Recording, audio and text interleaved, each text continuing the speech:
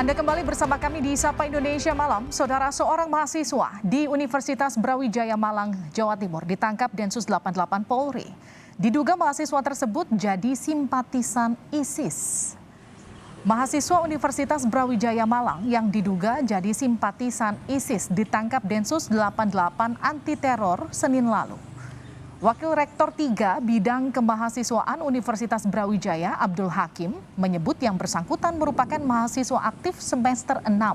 Berdasarkan informasi dari Densus 88, mahasiswa tersebut sedang diperiksa terkait aktivitasnya. Mahasiswa Universitas Brawijaya dengan inisial IA yang kemarin ditangkap oleh Densus 88. Kami dapat info bahwa kami disuruh bersabar karena yang bersangkutan sedang didalami informasi yang lebih detail terkait kegiatannya selama ini oleh Densus 88. Saudara, seorang mahasiswa Universitas Brawijaya Malang ditangkap karena diduga jadi simpatisan ISIS. Lalu apa yang perlu dievaluasi terkait program pencegahan dan deradikalisasi di kampus-kampus? Kita akan berbincang dengan pengamat terorisme Al-Haidar. Selamat malam Pak Al-Haidar. Ya, selamat malam Mbak Leni. Pak Al-Haidar, kalau kita lihat dari profil tersangka yang merupakan mahasiswa ini, bagaimana bisa mahasiswa yang disebut berprestasi di kampusnya ditangkap sebagai teroris? Yang jadi pertanyaan saya, program pencegahan dan deradikalisasi di kampus-kampus menurut Anda ini nggak jalan atau gimana, Pak? Ya, ini program deradikalisasi ini sepertinya gagal total ya.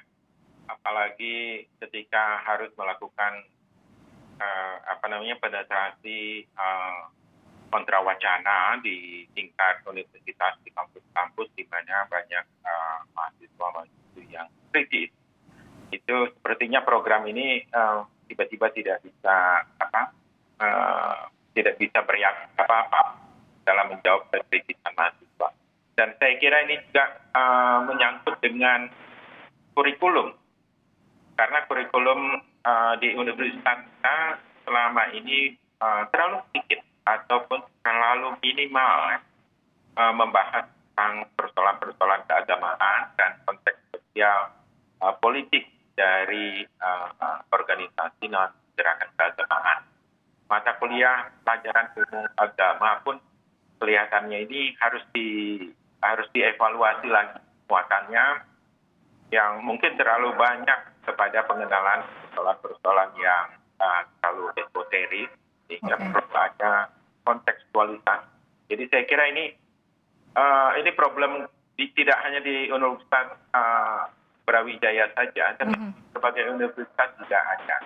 Dulu juga di Universitas Malikus Saleh di Aceh juga ada yang ikut dengan gerakan MC Mujahidin Indonesia Timur, kemudian juga ada beberapa organisasi. Bahkan sebulan yang lalu itu Densus juga menangkap ada mahasiswa yang sudah lulus dari Universitas Indonesia. Oke. Dan ini menunjukkan situasi yang sangat krusial. Oke, ini artinya situasinya cukup genting karena kalau kita bicara soal mahasiswa, kita kan bicara soal generasi yang akan meneruskan bangsa ini ke depannya, yang harusnya pemerintah bisa menghindarkan segala bentuk radikalisme terhadap mereka. Kenapa negara kalah cepat melindungi mahasiswa dari paham radikal? Anda melihat persoalannya ada di mana? Ya, negara kelihatannya salah dalam mempersepsikan agama. Sehingga banyak dari para elit politik di Indonesia itu menganggap bahwa pelajaran agama harus dikurangi di berbagai bidang pendidikan, tidak di kampus, tapi juga di SD, SMP, SMA. Padahal kalau pengetahuan dan ilmu mereka tentang agama itu sangat rendah, itu artinya kita memberikan peluang lebih besar secara monolitik untuk dikuasai oleh kelompok teroris. Jika banyak mahasiswa dan pelajar juga dikuasai dan dibaca oleh mereka secara monolitik. Oke. Tidak ada kemampuan untuk mengcounter. Baik, Pak Al Haidar, tersangka yang inisialnya IA ini kan disebut menyebarkan propaganda ISIS lewat medsos. Ia juga bahkan dikatakan sebagai pencari dana. Yang jadi pertanyaan saya, kenapa kelompok teroris sekarang lebih menyasar golongan mahasiswa yang sebetulnya cenderung kritis? Mahasiswa itu kan sebetulnya kritis ya, tapi kenapa kemudian kelompok teroris ini gampang menyusupi mereka sekarang? Ya, mahasiswa itu umumnya kritis pada persoalan-persoalan yang dilihat. Tapi pada persoalan yang dia tidak punya pengetahuan atau sangat sedikit ilmu tentang agama, maka mereka akan dibaca dan dibaca bahkan secara penuh oleh kelompok teroris. Karena kelompok teroris itulah yang menjadi referen agama yang sangat lebih legitimate tentang dosen-dosennya. Jadi padahal di sana ada Dr. Hilda Koma, ada Dr. Farizal Aman, dan sebagainya. Jadi ini dua nama yang sangat mengerti tentang persoalan-persoalan radikalisme teroris. Jadi saya kira memang kampus harus memperbaharui kurikulumnya, karena ini sangat krusial. Oke, kita kembali ke peran IA. IA ini kan disebut tergabung dalam JAD ya, Pak Al Haidar. Ya, kalau kita baca, ia juga disebut tadi menggalang dana, kemudian menyebarkan propaganda ISIS lewat medsos. Tapi ia juga terlibat dalam rencana penyerangan kantor polisi. Kenapa sekarang kok peran para tersangka terorisme ini begitu banyak? Biasanya kan kalau kita bicara soal pengantin bom bunuh diri misalnya, dia itu saja gitu. Ini kenapa perannya begitu banyak, begitu kompleks?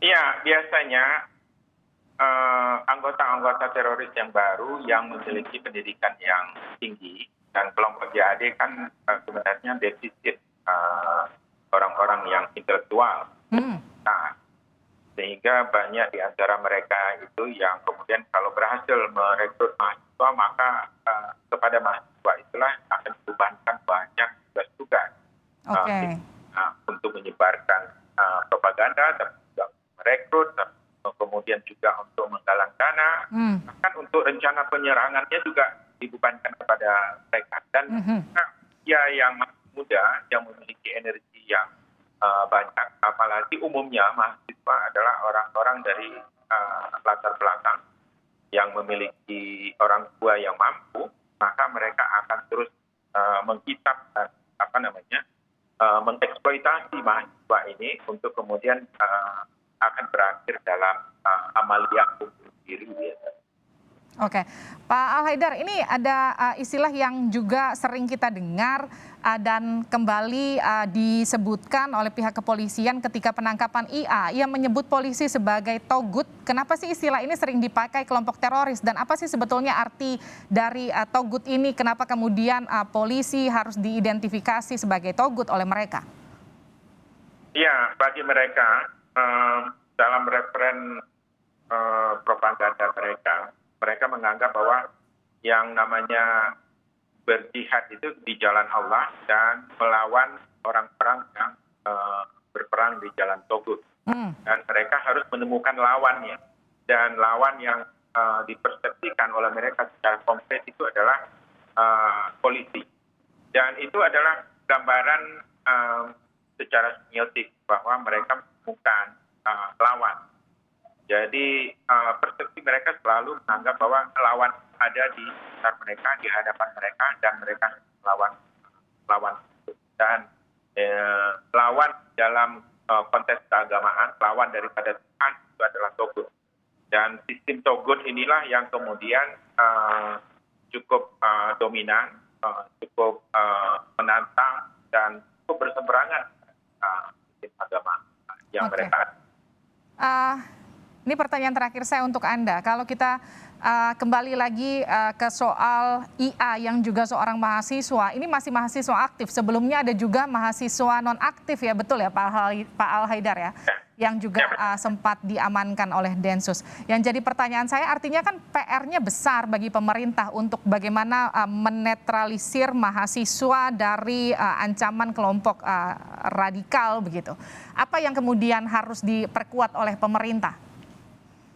Yang harus diperkuat oleh pemerintah sebenarnya adalah program kontrawacana yang sayangnya belum dilakukan oleh pemerintah.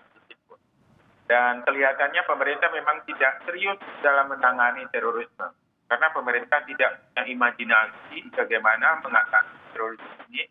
Dan ketika kita sampaikan bahwa mereka sudah memasuki dan sudah melakukan konsentrasi, propaganda, dan ajaran dan rekrutmen ke berbagai kalangan, ya, kalangan intelektual, dan sepertinya pemerintah pada waktu itu tidak memiliki imajinasi apapun. Bahkan mereka tetap mengandalkan program-program lip service yang tidak penting ya, seperti kontra narasi yang sama sekali tidak bisa mengatasi persoalan terorisme, apalagi terorisme agama, terutama terorisme Muslim ya, yang interpretasinya terhadap ayat-ayat dan surah Nabawi itu kuat. Dan kalau itu tidak diperkuat oleh intelektual yang dimiliki oleh pemerintah dalam meng-counter wacana-wacana tentang negara Islam, daulah Islam, khilafah, kemudian tentang jihad, tentang baiat, tentang imamah, saya kira ya mungkin 5 atau 10 tahun ke depan seluruh kampus di Indonesia mungkin akan secara penuh dan dikuasai dan dibajak oleh kelompok-kelompok teroris dengan menyebarkan seluruh ajaran-ajaran teroris. Jangan sampai itu terjadi, karena itu artinya jadi PR besar bagi pemerintah untuk bagaimana mengamankan generasi penerus bangsa. Kali ini kita bicara mahasiswa untuk paling tidak mengamankan mereka dari paham-paham radikal yang kemudian mulai menyusupi mereka sekarang. Terima kasih telah bergabung bersama kami, Pak Al Haidar di Sapa Indonesia Malam. Sama-sama.